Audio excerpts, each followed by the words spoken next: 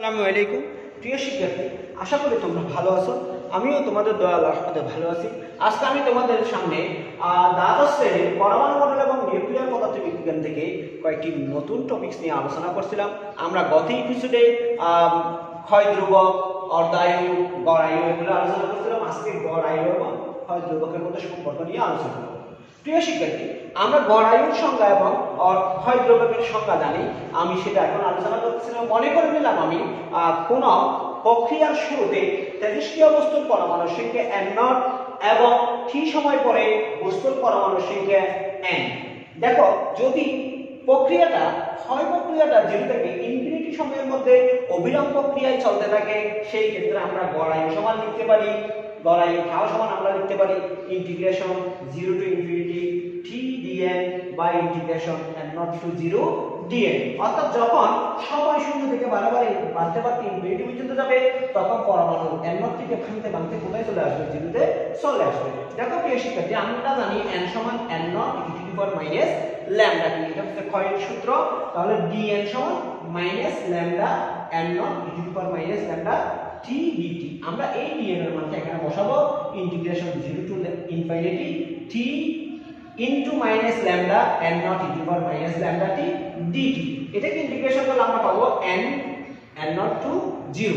দেখো প্রিয় শিক্ষার্থী, আমরা এখন এই সমীকরণটা এই মানটাকে লিখতে পারি মাইনাস ল্যামডা n0 ধ্রুব সংখ্যা বের করে দিলাম integration 0 to infinity t e to the power minus lambda t dt ভাই মাইনাস এখানে কি আসবে? এখান থেকে মাইনাস n0 আসবে। তাহলে n0 চলে যাবে, মাইনাস চলে যাবে, বাকি থাকবে integration lambda into integration 0 to infinity t e to the power minus lambda t dt। এই সমীকরণটাকে আমরা UB ইন্টিগ্রেশন UB dx এর সূত্র প্রয়োগ করব। ইন্টিগ্রেশন UB dx সমান আমরা জানি যে u integration v dx minus integration d dx of u integration v dx into dx। এখন আমরা এখানে যদি সেটা প্রয়োগ করি, ল্যামডা রেখে দিলাম, t সমান u t integration 0 to infinity e to the power minus lambda t dt minus integration 0 to infinity দিলাম du dx অফ u মানে হচ্ছে dt of t integration 0 to infinity, এখানে d সমান হচ্ছে e to the power minus lambda t dt into dt। দেখো প্রিয় শিক্ষার্থী, আমি ল্যামডা রেখে দিলাম, এটাকে যদি আমরা ইন্টিগ্রেশন করি তাহলে t into e to the power minus lambda t by minus lambda আসবে। তাহলে 0 টু ইনফিনিটি হচ্ছে সীমা। এখানে দেখো এই ল্যামডার সাথে ল্যামডা কেটে দিলাম। এখন এখানে ল্যামডাটা আমি এর সাথে গুণ করে দিলাম, এর সাথে গুণ করে দিলে ল্যামডা এখানে চলে আসছে 0 টু ইনফিনিটি। এটাকে ইন্টিগ্রেট ডিভাইশন করলে d dt অফ t সমান 1, এটাকে ইন্টিগ্রেশন করলে আমরা পাবো e to the power minus lambda t by minus lambda into dt। দেখো এখানে ল্যামডা চলে যাবে, বাকি থাকবে কি? মাইনাস মাইনাসে প্লাস। দেখো প্রিয় শিক্ষার্থী, এখান থেকে কি জিনিসটা থাকে? দেখো e to the power t into e to the power minus lambda t। দেখো আমি যদি ইনফিনিটি বসাই তাহলে এখানে t টা ইনফিনিটি হয়ে যাবে। ইনফিনিটি ইনটু অন্য একটা বস্তু সমান গুণফল ইনফিনিটি। ইনফিনিটি মানে হচ্ছে আমরা শূন্যের কাছাকাছি কল্পনা করতে পারি। আবার 0 বসালো, সেখানে আমরা কি পাবো? 0 পাবো। তাহলে টোটাল ফর্মটা আমরা কি পেয়ে যাবো? 0 পেয়ে যাবো। 0 লিখলাম। এখন এখানে থাকবে মাইনাস হচ্ছে plus integration 0 to infinity e to the power minus lambda t dt থাকবে। এটাকে যদি আমি ইন্টিগ্রেশন করি, ইন্টিগ্রেশন করলে আমি পাবো e to the power minus lambda t by minus lambda 0 to infinity. আমি এখানে 0 এবং ইনফিনিটি বসালে এই মানটা পাবো টাউ ইকুয়াল হিসাব নিকাশ করার পর আমরা এটা পাবো 1 বাই ল্যামডা। অর্থাৎ দেখতেছি যে গড় আয়ু, অর্ধায়ু, ব্যস্ত অনুপাতিক। গড় আয়ু অর্ধায়ু কি অনুপাতিক? ব্যস্ত অনুপাতিক। তাহলে গড় আয়ু অর্ধায়ু কি অনুপাতিক পাচ্ছি? ব্যস্ত অনুপাতিক পাচ্ছি। প্রিয় শিক্ষার্থী, আশা করি তোমরা গড় আয়ু এবং অর্ধায়ুর মধ্যকার সম্পর্ক বুঝতে পারছো। দেখো আমি এখন গড় আয়ু, অর্ধায়ু এবং ক্ষয় ধ্রুবকের মধ্যে সম্পর্ক স্থাপন করব। গড় আয়ু সমান আমরা পাচ্ছি 1 বাই ল্যামডা, এটা হচ্ছে গড় আয়ু এবং ক্ষয় ধ্রুবকের মধ্যে সম্পর্ক।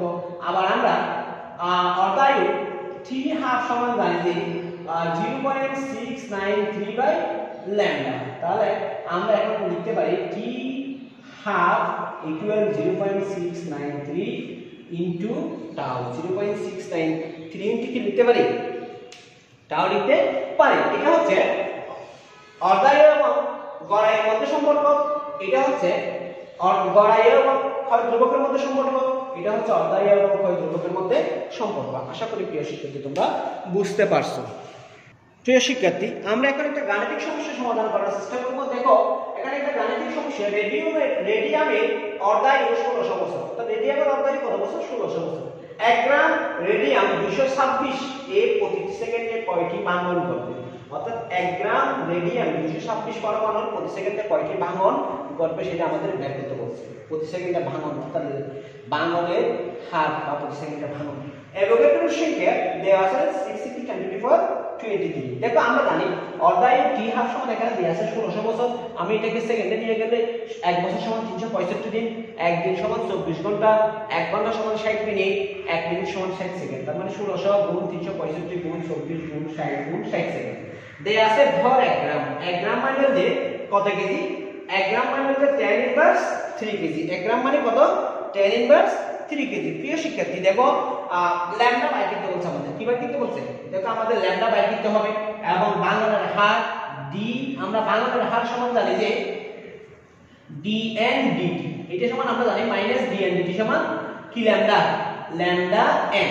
এটা তো জানি। আমরা এই ল্যামডা n বাই করব বা dn dt বাই করব। আমরা dn dt পরিবর্তে এখানে ল্যামডা n টা বাই করব। প্রিয় শিক্ষার্থী, দেখো আমরা জানি যে রেডিয়াম পরমাণুর আণবিক ভর হচ্ছে 226। তার মানে 226 গ্রাম রেডিয়াম পরমাণু, 226 গ্রাম রেডিয়াম পরমাণুতে পরমাণু সংখ্যা হচ্ছে 6 × 10⁻23। 1 গ্রাম পরমাণুতে বা 1 গ্রাম রেডিয়ামের পরমাণু সংখ্যা হবে 6 × 10⁻23/226। বুঝে গেছে? আবার আমরা জানি অর্ধায়ু সমান t হাফ, অর্থাৎ t হাফ সমান 0.693/λ বা λ সমান 0.693/t হাফ। দেখো প্রতি সেকেন্ডে ভাঙনের সংখ্যা সমান যদি ল্যামডা n হয়, আমরা এখান থেকে প্রতি সেকেন্ডে ভাঙনের সংখ্যা ল্যামডা n সমান লিখতে পারি। তাহলে ল্যামডা সমান আমরা এখানে লিখব 0.693/t হাফ ইনটু এটা সমান হবে 6 × 10⁻23/226। এটাকে আমরা লিখতে পারি 0.693, দেখো 1600 × 365 × 24 × 60 × 60 × 6 × 10⁻23/226। তাহলে আমরা কি পাবো দেখি?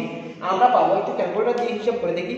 দেখো আমরা ক্যালকুলেটর দিয়ে হিসাব করলে আমরা টোটাল মান পাবো 3.65 × 10⁻10, 3.65 × 10⁻10, অর্থাৎ 3.65 × 10⁻10 ভাঙন পার সেকেন্ড। অর্থাৎ প্রতি সেকেন্ডে 3.65 × 10⁻10 সংখ্যক ভাঙন ঘটবে। আশা করি প্রিয় শিক্ষার্থী তোমরা বুঝতে পারছো।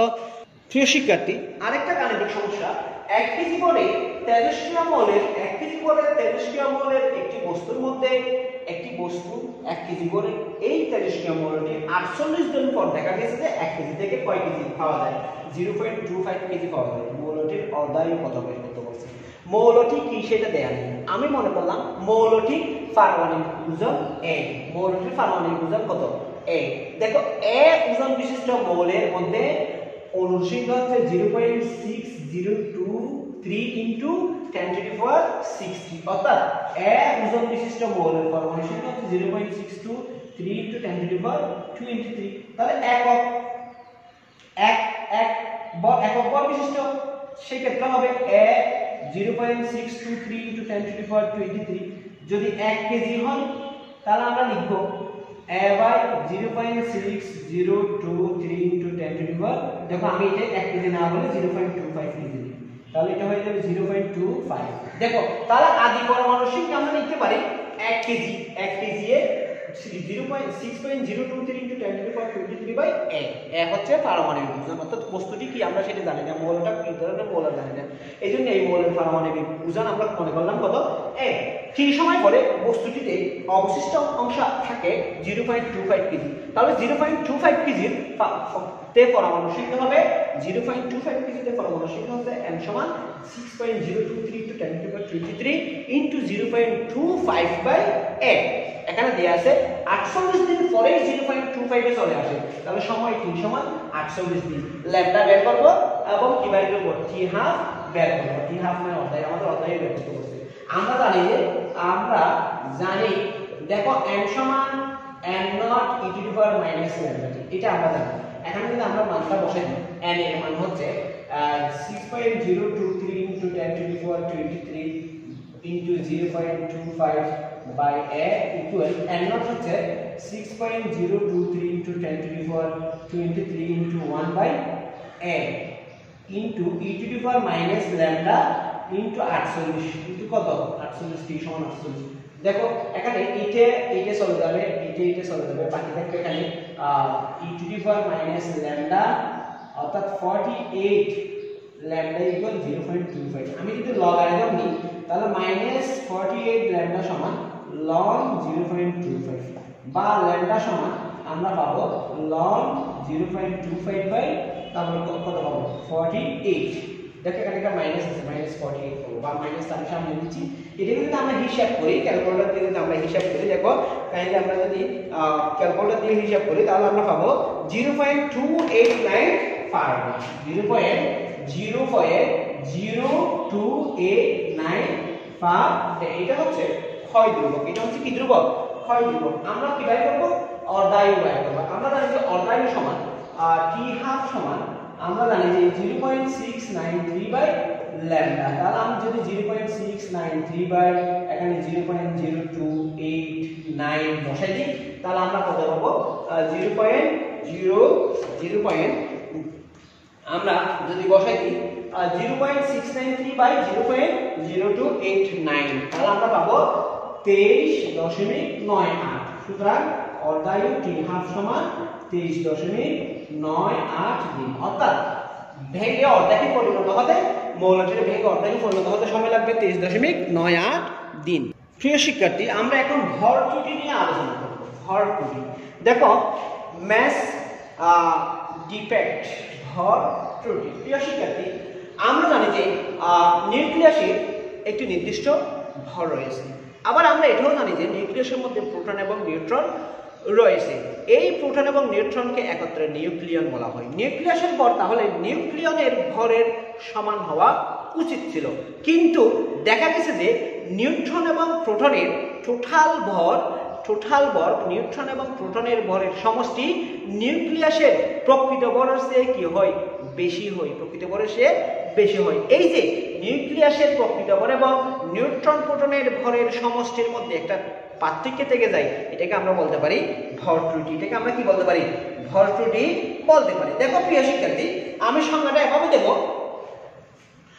সংজ্ঞাটা আমি এভাবে দিতে পারি দেখো একটি প্রকৃত ভরের মধ্যে একটি স্থায়ী নিউক্লিয়াসের প্রোটন ও নিউট্রনের ভরের সমষ্টি একটি স্থায়ী নিউক্লিয়াসের প্রোটন ও নিউট্রনের ভরের সমষ্টি একটি স্থায়ী নিউক্লিয়াসের প্রোটন ও নিউট্রনের ভরের সমষ্টি ওই নিউক্লিয়াসের প্রকৃত ভরের মধ্যে যে পার্থক্য থাকে আবার বলতেছে একটি স্থায়ী নিউক্লিয়াসের প্রোটন ও নিউট্রনের ভরের সমষ্টি এবং ওই নিউক্লিয়াসের প্রকৃত ভরের মধ্যে যে পার্থক্য থাকে তাকে কি বলা হয় ভর ত্রুটি বলা হয় একে ডেলেন দ্বারা প্রকাশ করা হয় কি দ্বারা প্রকাশ করা হয় ডেলেন দ্বারা প্রকাশ করা হয় প্রিয় শিক্ষার্থী মনে করলাম একটি নিউক্লিয়াসের মধ্যে z সংখ্যক প্রোটন n সংখ্যক নিউট্রন রয়েছে এবং প্রতিটি প্রোটনের ভর mp প্রতিটি নিউট্রনের ভর mn তাহলে নিউট্রন এবং প্রোটনের মোট ভর হবে প্রোটন সংখ্যা ইনটু প্রতিটি প্রোটনের ভর যোগ নিউট্রন সংখ্যা ইনটু প্রতিটি নিউট্রনের ভর আমরা n সমান জানি যে a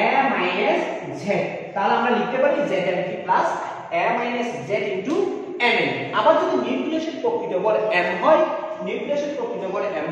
তাহলে ভর ত্রুটি ডেলেন সমান আমরা লিখতে পারি নিউট্রন প্রোটনের ভরের সমষ্টি বিয়োগ নিউক্লিয়াসের ভর নিউট্রন প্রোটনের ভরের সমষ্টি বিয়োগ নিউক্লিয়াসের প্রকৃত ভর এটাই হচ্ছে ভর ত্রুটি দেখো প্রিয় শিক্ষার্থী তোমাদের মনে প্রশ্নই থাকতে পারে নিউক্লিয়াসের মধ্যে আমরা যে প্রোটন এবং নিউট্রন আছে এই দুইটার ভর কেন নিউক্লিয়াসের ভরের সমান হলো না বা সমান না হলো যে ভর ত্রুটি থাকতেছে সেই ভর ত্রুটি কোথায় যাচ্ছে প্রিয় শিক্ষার্থী দেখো এখানে ভর যে পরিমাণ ভরের পার্থক্য তৈরি হচ্ছে সেই পরিমাণ ভর কি আকারে শক্তি হিসেবে অর্থাৎ নিউক্লিয়াস গঠনের সময় শক্তি হিসেবে বিকৃত হচ্ছে এবং এই শক্তি নিউক্লিয়াসের বন্ধন তৈরি করার জন্য যে শক্তি দরকার হয় সেই শক্তির সমান আশা করি প্রিয় শিক্ষার্থী তোমরা ভর ত্রুটি সম্পর্কে বুঝতে পারছো আমরা এখন বন্ধন শক্তি নিয়ে আলোচনা করব প্রিয় শিক্ষার্থী বন্ধন শক্তি কি জিনিস দেখো আমরা জানি যে পরমাণু নিউক্লিয়াস একটি পরমাণু নিউক্লিয়াসে প্রোটন এবং নিউট্রন দ্বারা গঠিত। এই উপাদানগুলিকে আমরা বলি নিউক্লিয়ন। এই উপাদানগুলি অর্থাৎ প্রোটন এবং নিউট্রনকে আমরা একত্রে কি বলি? নিউক্লিয়ন বলি। এই নিউক্লিয়ন দিয়ে যখন একটি নিউক্লিয়াস গঠিত হয় তখন কিছুটা ভরের ঘাটতি হয়। আমরা কিছুক্ষণ আগেই সেটা দেখলাম, ভরের ঘাটতি হয়। এই ঘাটতি ভরটুকু শক্তি আকারে কি হয়? বেরিয়ে যায় বা বিকৃত হয়। কিছুক্ষণ আগে আমরা সেটা নিয়ে আলোচনা করছি। দেখো প্রিয় শিক্ষার্থী, যদি একটি নিউক্লিয়াসকে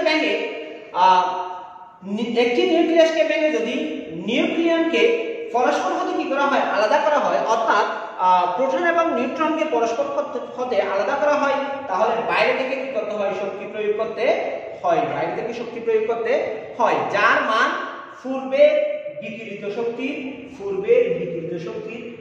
ভরঘাটতির সমতুল্য বা ভরঘাটতির সমান। আবার বলতেছি প্রিয় শিক্ষার্থী, আমরা জানি পরমাণুর নিউক্লিয়াসের মধ্যে এই নিউট্রন এবং প্রোটন থাকে, যাদেরকে আমরা নিউক্লিয়ন বলি। এই নিউক্লিয়নগুলিকে যদি আমরা কি করি? এই নিউক্লিয়নগুলির সমষ্টি এবং পরমাণুর ভরের সমষ্টি এবং পরমাণুর প্রকৃত ভর এর মধ্যে একটি ভর ত্রুটি থাকে। এই ভর ত্রুটি কি হিসাবে নির্গত হয়? শক্তি হিসাবে বিকৃত হয় বা নির্গত হয়। দেখো, আমরা যদি কোনো কারণবশত নিউক্লিয়াস অবস্থিত নিউক্লিয়নকে কি করে ফেলতে চাই? পৃথক করে ফেলতে চাই, তাহলে বাইরে থেকে শক্তি কি করতে হবে? প্রয়োগ করতে হবে। এই বাইরে থেকে প্রয়োগকৃত শক্তির পরিমাণ ভর ঘাটতি বা বিকিরিত শক্তির কি হবে? সমান হবে। প্রিয় শিক্ষার্থী, আমরা বন্ধন শক্তির সংজ্ঞাটা ভাবে দিতে পারি। একটি নিউক্লিয়াসকে ভেঙে এর নিউক্লিয়নগুলিকে সম্পূর্ণরূপে আলাদা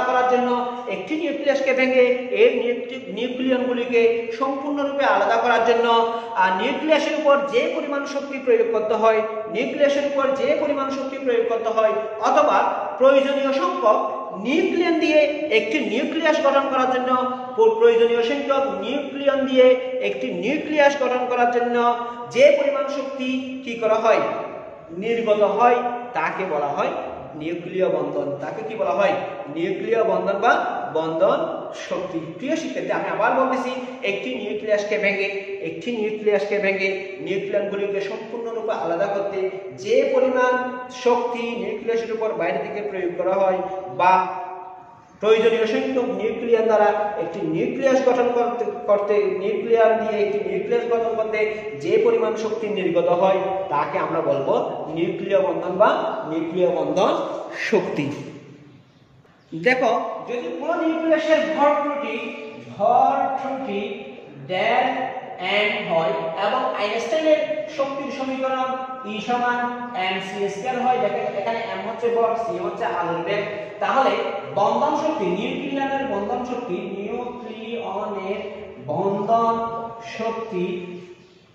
BE, বাইন্ডিং এনার্জি BE সমান আমরা লিখতে পারি ডেল E সমান del m c², del m কি স্কয়ার c²। এখানে ডেল m হচ্ছে কি ত্রুটি? ভর ত্রুটি। এখানে ডেল m হচ্ছে কি ত্রুটি?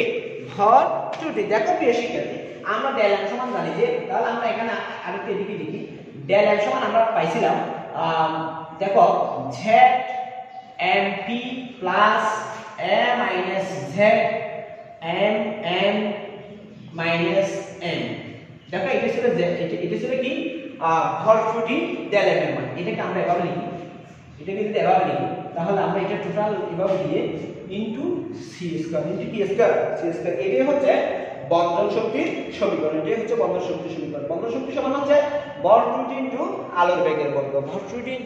আলোর বেগের বর্গ।